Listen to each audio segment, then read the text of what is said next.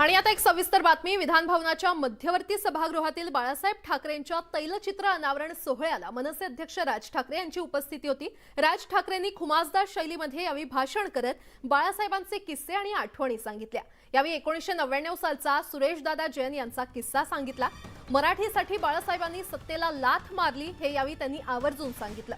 बाळासाहेबांचा वैचारिक वारसदार असल्याचं सांगत राज ठाकरे यांनी टोलेबाजी देखील केली।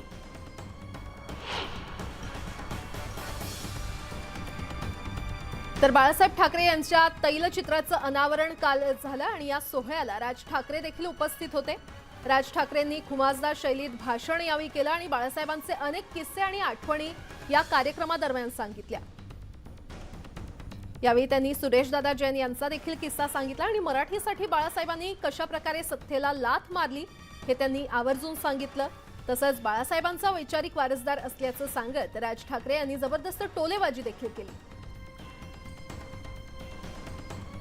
महाराष्ट्राचा मुख्यमंत्री मराठीच हवा म्हणून बाळासाहेबांनी सत्तेला लाथ मारली असा किस्सा देखील यावेळी राज ठाकरे यांनी सांगितला।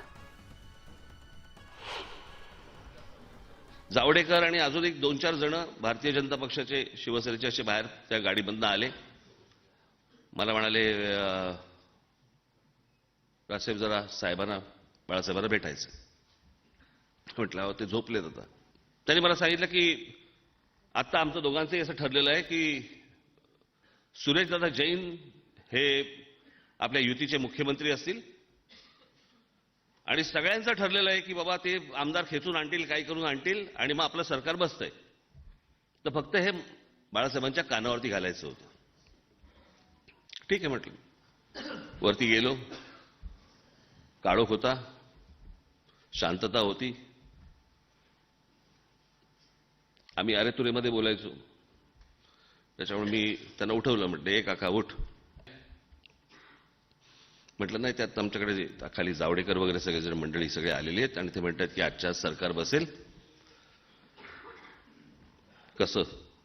म्हटलं ते म्हणतात की सुरेशदादा जैनना मुख्यमंत्री करायचं आणि बाकीचे सगळे ते आमदार निवडून आणतील, आजच्या संध्याकाळपर्यंतच आपलं सरकार बसेल।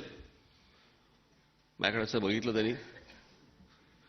त्यांना जाऊन सांग महाराष्ट्राचा मुख्यमंत्री मराठीच बसेल, दुसरा कोणी बसणार नाही। वळले आणि झोपून गेले। मला त्या क्षणाला कळलं हा माणूस मराठी या गोष्टीसाठी ह्या माणसाने सत्तेवर लाथ मारली।